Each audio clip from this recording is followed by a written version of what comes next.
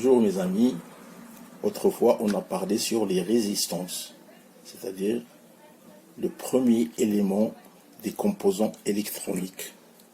Maintenant on va achever cette leçon sur la résistance et on va entamer les autres composants électroniques, tels que diodes, etc. Autrefois on a parlé sur les résistances. Maintenant on va travailler sur la mesure d'une résistance à l'aide de ces couleurs. On va prendre par exemple une résistance. On voit de ces couleurs par exemple, on prend au hasard le rouge, puis si vous voulez le violet, si vous voulez le vert. Violet, le vert. La couleur de la tolérance, on va prendre l'or. Donc, on voit que les couleurs, la première colonne, la deuxième colonne, la troisième colonne. La première colonne, deuxième colonne, troisième colonne et la colonne de tolérance. On trouve toujours or ou bien argent.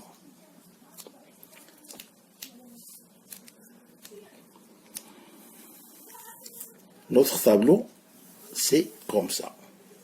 Allant de 0 à 9. 1, 2, 3, 4, 5, 6, 7, 8 et 9. Donc, la première colonne et la deuxième colonne, on les appelle colonnes significatives. Significatif. La troisième colonne, c'est multiplicatif, c'est-à-dire multiplier. Donc, première colonne, on a le rouge. Le rouge, moi j'ai un code à ne pas oublier qui me dit les couleurs de la résistance. Par exemple, je commence par N.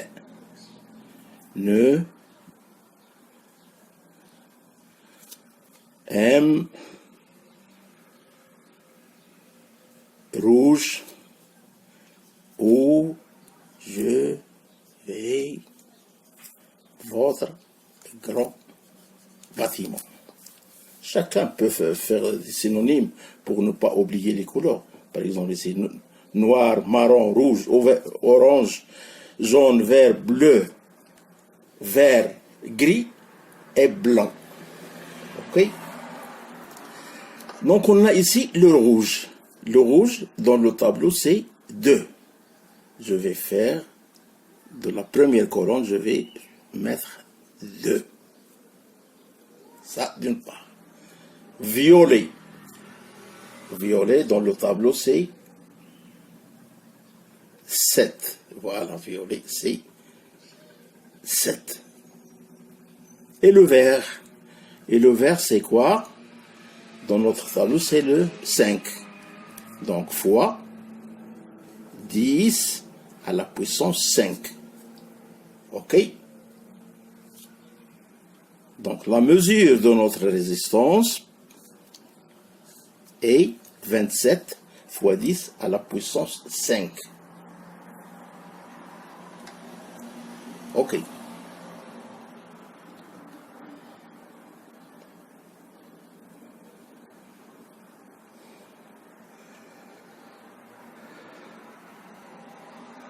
Ça, d'une part.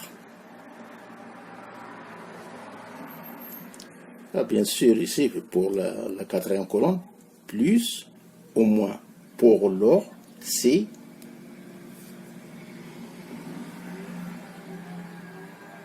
plus ou moins 0,1.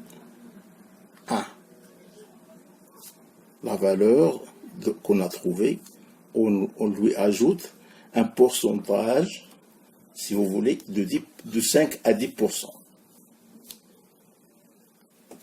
Donc il faut bien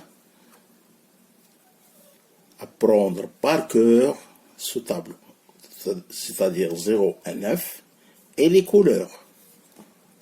Par exemple, moi je le retiens par la méthode ne mangez rien ou je vais, bon, Chacun peut prendre sa formule. Voilà pour les résistances. Passons au 12e cours d'un composant électronique. C'est celui des condensateurs. Bien. Qu'est-ce que ça veut dire le mot condensateur? Un condensateur est un dipôle linéaire passif constitué de deux armatures.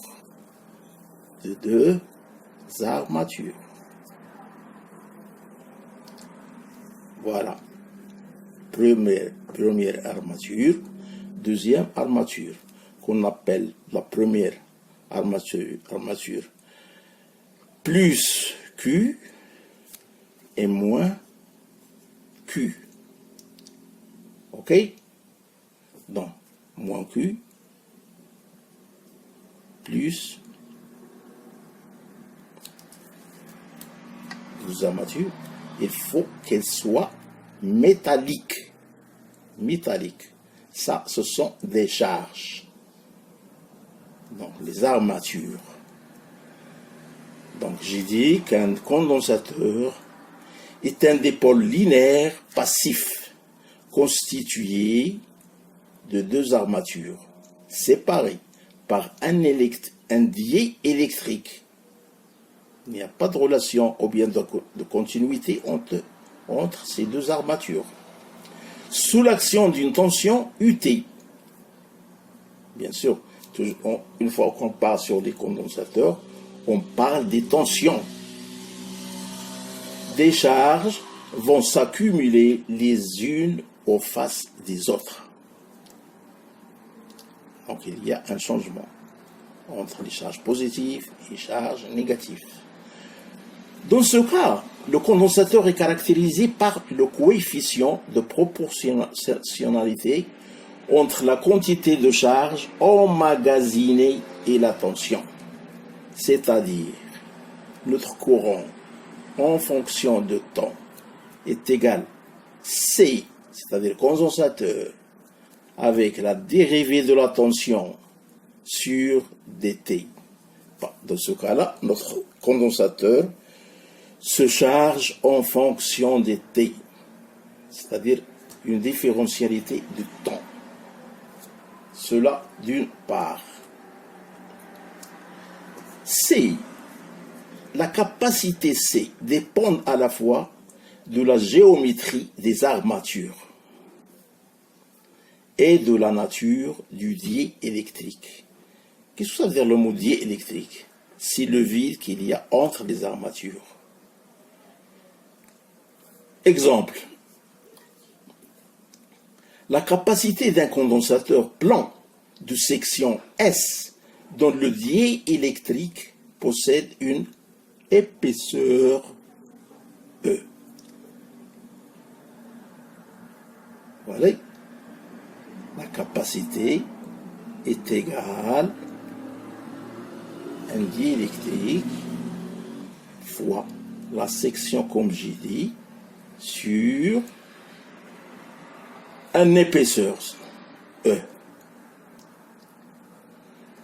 Avec epsilon est égal à epsilon 0, epsilon résistance. On appelle ça la permittivité. La permittivité.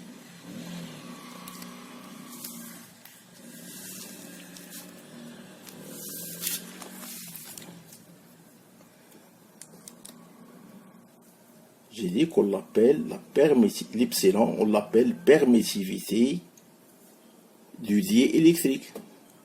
Du diélectrique. Alors on passe à l'énergie emmagasinée.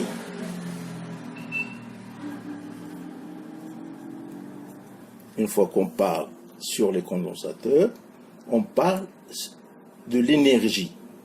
Chaque condensateur est une énergie. Au point de vue énergétique, si vous voulez, le comportement du condensateur est bien différent de celui de la résistance. La résistance n'emmagasine pas de l'énergie.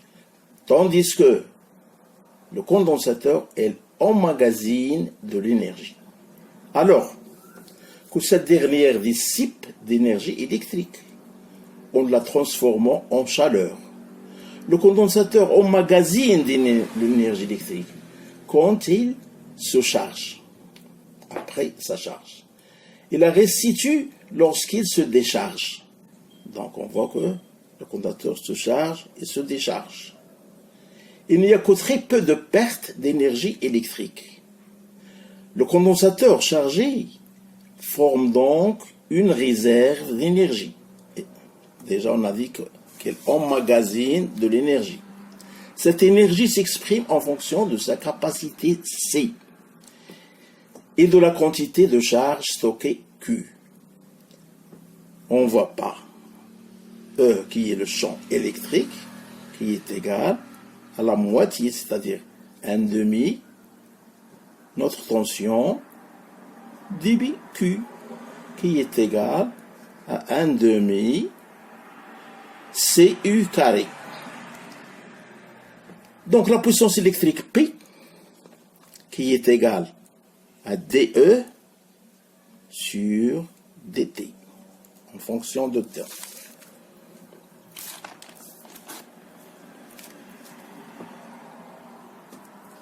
Donc notre puissance reçue par le condensateur est alors qui est égale, en remplaçant tout par leur valeur, CU C du sur dt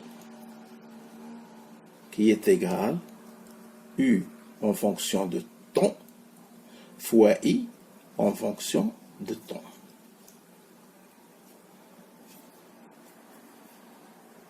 À cela, j'achève mon cours sur le condensateur.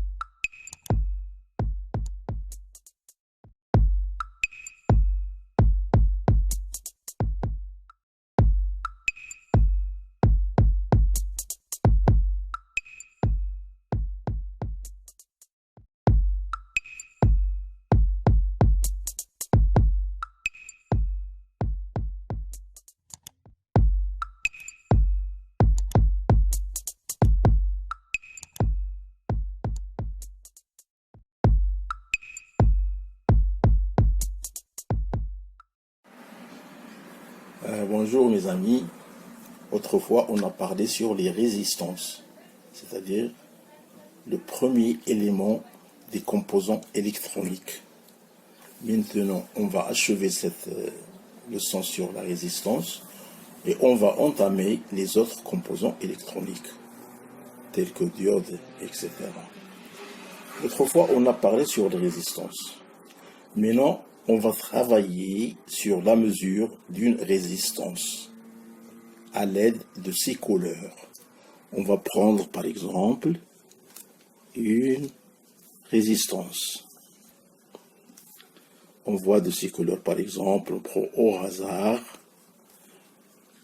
le rouge, puis si vous voulez le violet, si vous voulez le vert. Violet, le vert. La couleur de la tolérance, on va prendre l'or.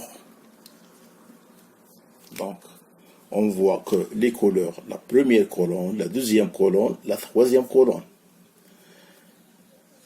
La première colonne,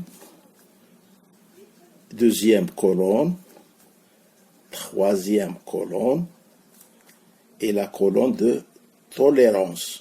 On trouve toujours or ou bien argent.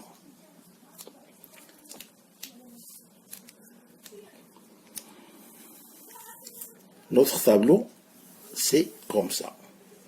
Allons de 0 à 9. 1, 2, 3, 4, 5, 6, 7, 8 et 9. Donc, la première colonne et la deuxième colonne, on les appelle colonnes significatives. Significatif. La troisième colonne, c'est multiplicatif, c'est-à-dire multiplier. Donc, première colonne, on a le rouge. Le rouge, moi j'ai un code à ne pas oublier qui me dit les couleurs de la résistance. Par exemple, je commence par N.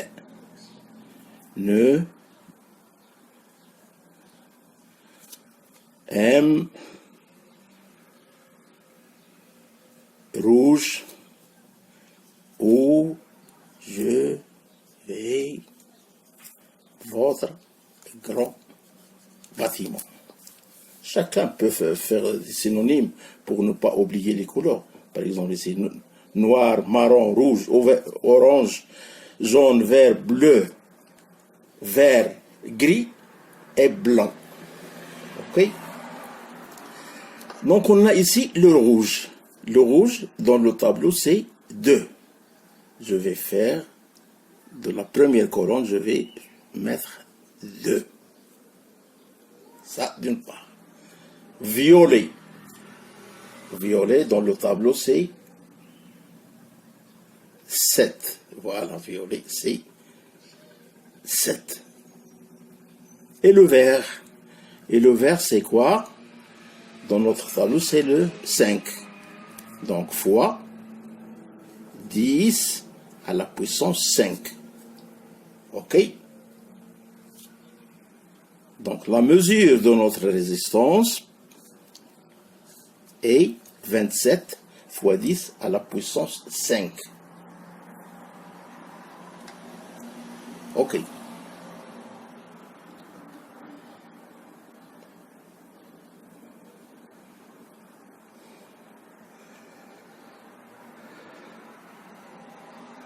Ça, d'une part. Là, bien sûr, ici, pour la quatrième colonne, plus ou moins. Pour l'or, c'est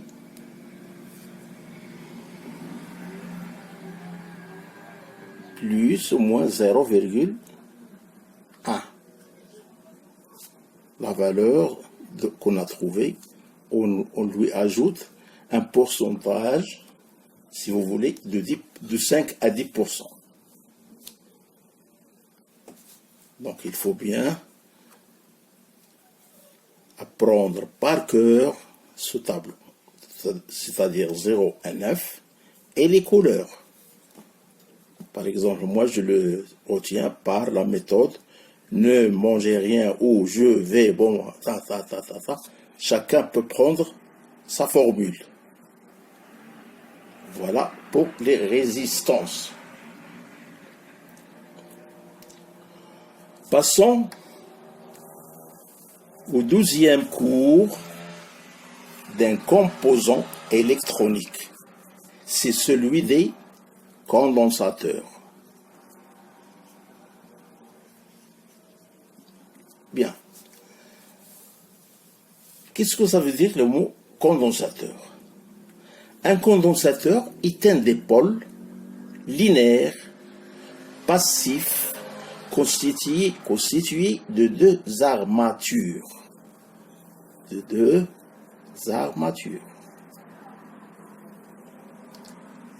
Voilà. Première armature, deuxième armature, qu'on appelle la première armature plus Q et moins Q. Ok? Donc, moins Q plus deux armatures, il faut qu'elles soient métalliques. Ça, ce sont des charges. Donc, les armatures. Donc, j'ai dit qu'un condensateur est un dipôle linéaire passif constitué de deux armatures séparées par un dié électrique. Il n'y a pas de relation ou bien de continuité entre ces deux armatures. Sous l'action d'une tension UT. Bien sûr, une fois qu'on parle sur des condensateurs, on parle des tensions. Des charges vont s'accumuler les unes aux faces des autres. Donc il y a un changement entre les charges positives et les charges négatives. Dans ce cas, le condensateur est caractérisé par le coefficient de proportionnalité entre la quantité de charge emmagasinée et la tension. C'est-à-dire, notre courant en fonction de temps est égal C, c'est-à-dire condensateur, avec la dérivée de la tension sur dt. Dans ce cas-là, notre condensateur se charge en fonction des t, c'est-à-dire une différentialité du temps. Cela d'une part. C, la capacité C dépend à la fois de la géométrie des armatures et de la nature du dié électrique. Qu'est-ce que ça veut dire le mot dié électrique? C'est le vide qu'il y a entre les armatures. Exemple. La capacité d'un condensateur plan de section S dont le dié électrique possède une épaisseur E. Voilà. La capacité est égale à un dié électrique fois la section, comme j'ai dit, sur une épaisseur E. Avec epsilon est égal à epsilon 0, epsilon résistance. On appelle ça la permittivité.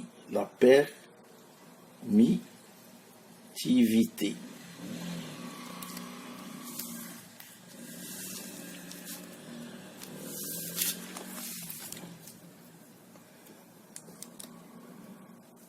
J'ai dit qu'on l'appelle l'epsilon, on l'appelle permissivité du diélectrique. Du diélectrique.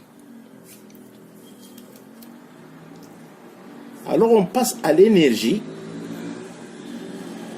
emmagasinée.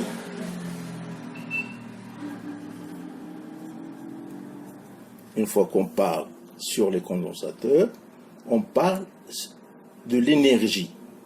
Chaque condensateur est une énergie.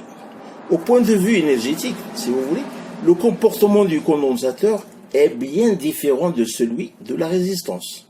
La résistance n'emmagasine pas de l'énergie. Tandis que le condensateur, elle emmagasine de l'énergie. Alors, que cette dernière dissipe d'énergie électrique en la transformant en chaleur. Le condensateur emmagasine de l'énergie électrique quand il se charge, après sa charge. Il la restitue lorsqu'il se décharge. Donc on voit que le condensateur se charge et se décharge. Il n'y a que très peu de pertes d'énergie électrique. Le condensateur chargé forme donc une réserve d'énergie. Déjà, on a dit qu'elle emmagasine de l'énergie. Cette énergie s'exprime en fonction de sa capacité C et de la quantité de charge stockée Q. On voit par E, qui est le champ électrique, qui est égal à la moitié, c'est-à-dire 1/2, notre tension, dB Q, qui est égal à 1/2 CU carré. Donc la puissance électrique P, qui est égale à dE sur dt, en fonction de temps.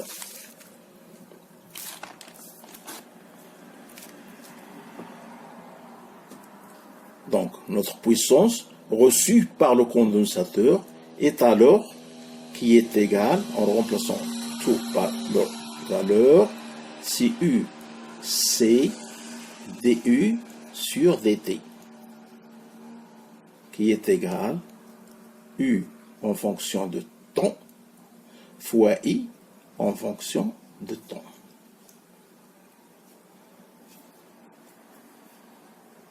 À cela, j'achève mon cours sur le condensateur.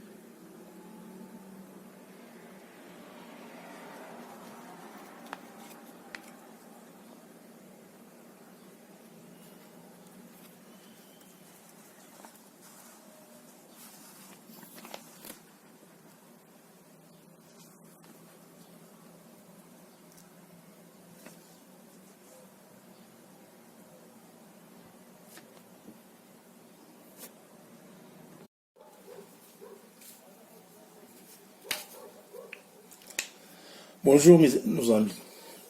Autrefois, on a parlé sur les composants de l'électronique. On a parlé sur les résistances. On a parlé sur les condensateurs. Maintenant, on va parler sur les inductances.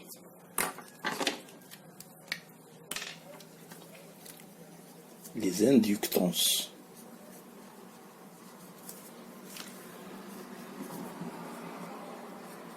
Ou bien bobine.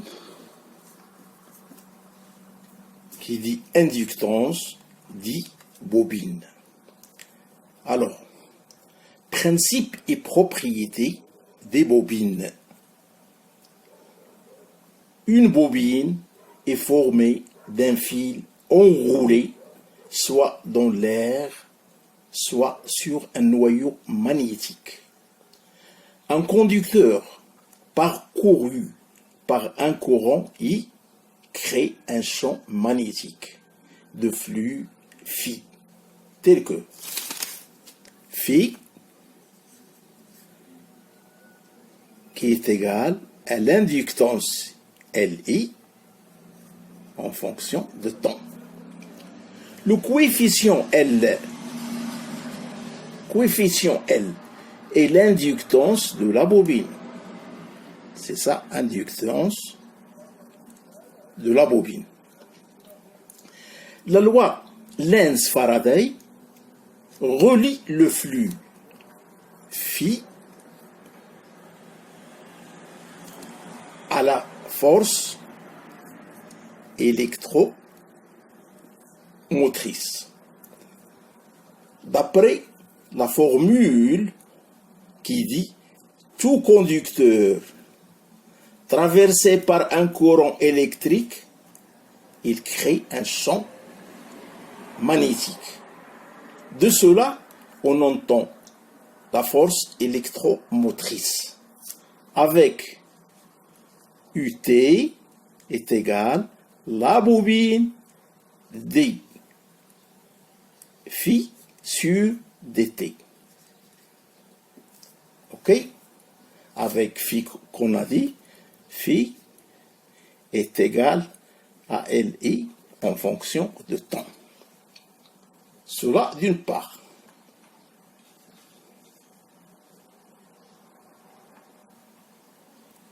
Voilà. Une bobine traversée par un courant I, elle fait créer un champ électrique. Voilà. Ce phénomène-là. Tout ça, c'est un champ magnétique. OK? La caractéristique électrique d'une bobine est alors donnée par, comme on a dit, UT. Avec UT est égal à L dI sur dt. OK. Avec l'inductance L d'une bobine dépend de la géométrie du nombre de spires. La bobine change d'aspect d'une bobine à l'autre avec un nombre n qui est égal à nombre de spires. Spires, c'est-à-dire nombre de bobinage du circuit magnétique. Par exemple, l'inductance d'un solénoïde, la solénoïde, c'est celui-là, avec à l'intérieur un magnétisme. J'ai dit du circuit magnétique. Par exemple, comme j'ai dit, l'inductance d'un solénoïde dans l'air a une couche de n spires, de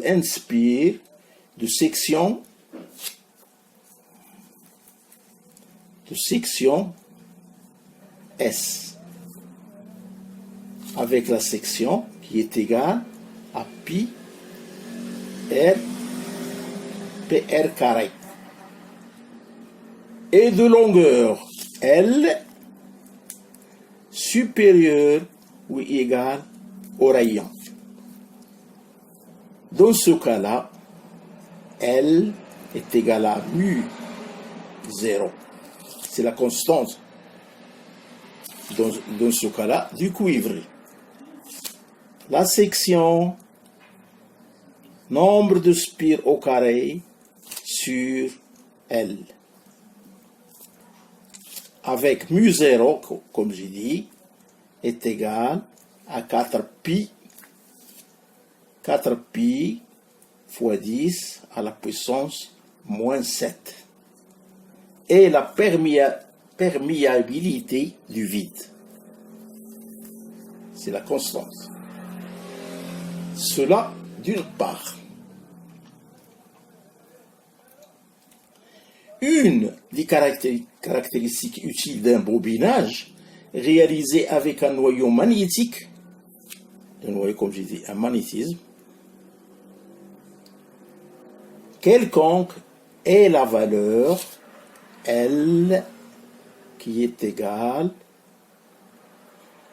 si je veux, L sur N carré est égale à mu 0, la perméabilité, fois mu R du rayon, fois la section M sur Lm. Avec mu R, il faut bien se rappeler là, mu R, la perméabilité relative du circuit magnétique.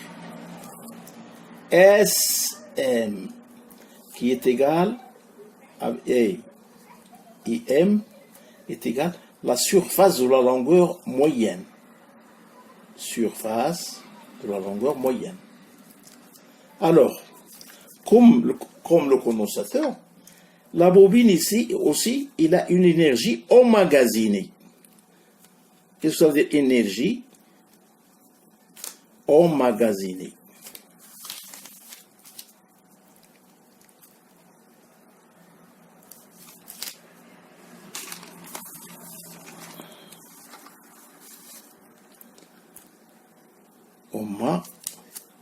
Emmagasiné.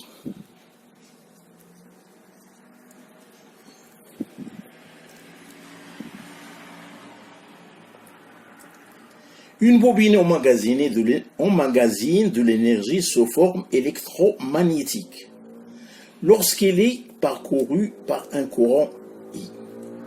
L'énergie emmagasinée dans une bobine traversée par un courant I à l'instant T. Donc, l'énergie emmagasinée dans une bobine, on le donne par la formule suivante. E est égal à 1 demi L I carré. Donc, on la voit, la formule c'est dynamique. OK?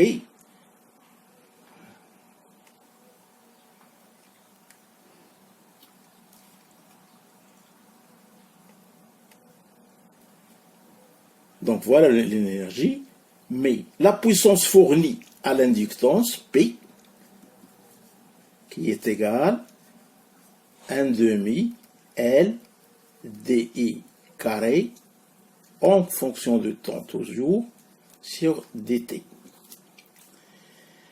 Dans ce cas-là, il est difficile de faire varier rapidement le courant, le courant qui circule dans la bobine.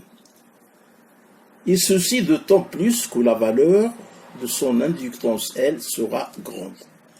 Donc, plus que le courant circule, plus que l'inductance augmente.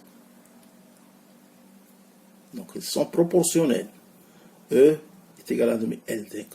La bobine est en proportion avec l'énergie, avec la puissance aussi. Donc, comportement réel. Générique ou bobine à air.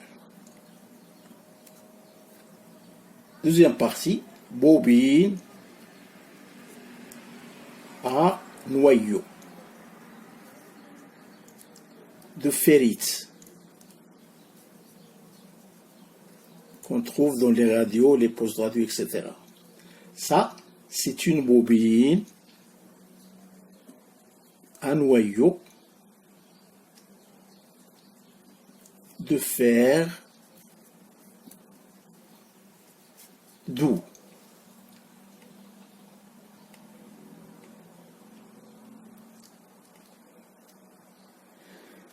Les bobines à air,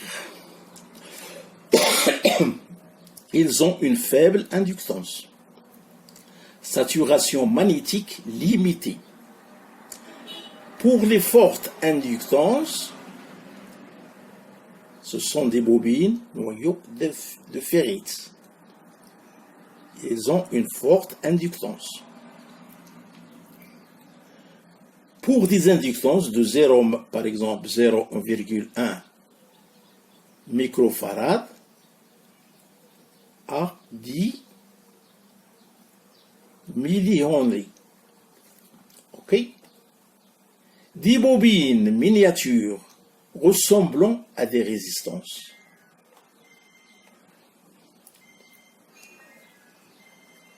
Ça, d'une grande façon. Pour les bobines à noyau de fer doux, elle proche de la saturation. La présence de noyaux un produit des non linéaires. Je viens à la fin de la leçon sur des bobines. Donc on a parlé sur les résistances, les condensateurs, les bobines. On arrête là.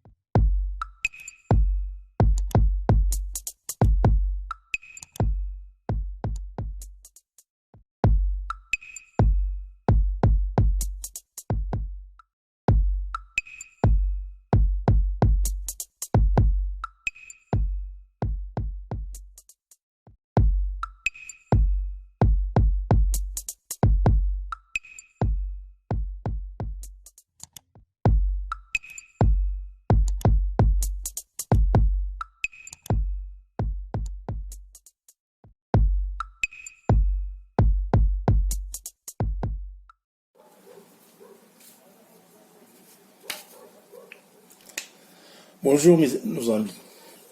Autrefois, on a parlé sur les composants de l'électronique. On a parlé sur les résistances. On a parlé sur les condensateurs. Maintenant, on va parler sur les inductances.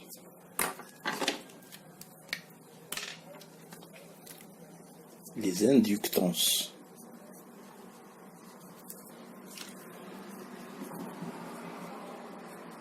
Ou bien bobine. Qui dit inductance dit bobine. Alors, principe et propriétés des bobines. Une bobine est formée d'un fil enroulé soit dans l'air, soit sur un noyau magnétique. Un conducteur parcouru par un courant I crée un champ magnétique de flux phi, tel que phi qui est égal à l'inductance Li en fonction de temps. Le coefficient L est l'inductance de la bobine. C'est ça, inductance de la bobine. La loi Lenz-Faraday relie le flux phi à la force électromotrice. D'après la formule qui dit tout conducteur traversé par un courant électrique, il crée un champ magnétique. De cela, on entend la force électromotrice. Avec UT est égal la bobine D phi sur dt. Ok? Avec phi qu'on a dit, phi est égal à Li en fonction de temps. Cela d'une part.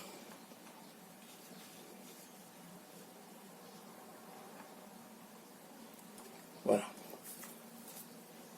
Une bobine traversée par un courant I, elle fait créer un champ électrique. Voilà. Ce phénomène-là. Tout ça, c'est un champ magnétique. OK? La caractéristique électrique d'une bobine est alors donnée par, comme on a dit, UT. Avec UT est égal à L dI sur dt. OK. Avec l'inductance L d'une bobine dépend de la géométrie du nombre de spires. La bobine change d'aspect d'une bobine à l'autre avec un nombre n qui est égal à nombre de spires. Spires, c'est-à-dire nombre de bobinage du circuit magnétique. Par exemple, l'inductance d'un solénoïde, la solénoïde, c'est celui-là, avec à l'intérieur un magnétisme. J'ai dit du circuit magnétique. Par exemple, comme j'ai dit, l'inductance d'un solénoïde dans l'air A une couche de n spires, de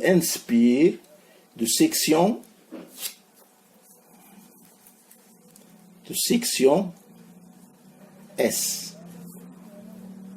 avec la section qui est égale à pi r pr carré, et de longueur L supérieure ou égale au rayon. Dans ce cas-là, L est égal à mu 0. C'est la constante, dans ce cas-là, du cuivre. La section, nombre de spires au carré sur L. Avec mu 0, comme j'ai dit, est égal à 4pi fois 10 à la puissance moins 7. Et la perméabilité du vide. C'est la constante. Cela d'une part. Une des caractéristiques utiles d'un bobinage réalisé avec un noyau magnétique, un noyau, comme j'ai dit, un magnétisme, quelconque est la valeur L qui est égale, si je veux, L sur n carré est égal à mu 0, la perméabilité, fois mu R du rayon, fois la section M sur Lm. Avec mu R, il faut bien se rappeler là, mu R, la perméabilité relative du circuit magnétique.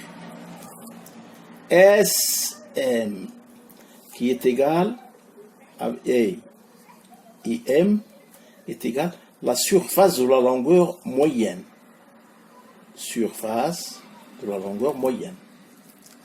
Alors, comme le condensateur, La bobine ici aussi, il a une énergie emmagasinée.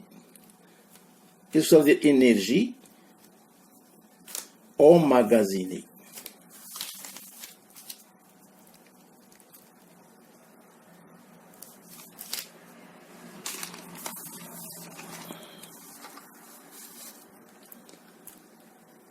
Emmagasinée.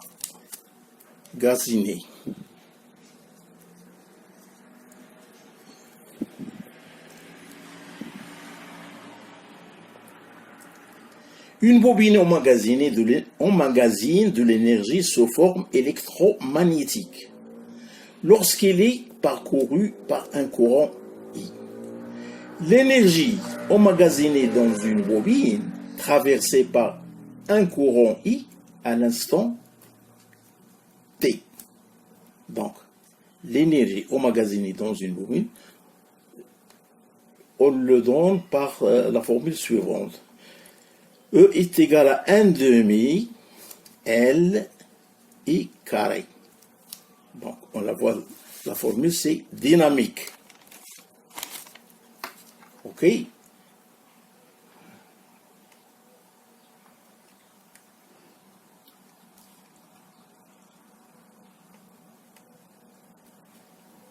Donc, voilà l'énergie. Mais la puissance fournie à l'inductance, P, qui est égal à 1 demi L dI carré en fonction de temps toujours sur dt. Dans ce cas-là, il est difficile de faire varier rapidement le courant, le courant qui circule dans la bobine. Et ceci d'autant plus que la valeur de son inductance L sera grande. Donc, plus que le courant circule, plus que l'inductance augmente. Donc, ils sont proportionnels. E est égal à demi L. La bobine est en proportion avec l'énergie, avec la puissance aussi. Donc, comportement réel.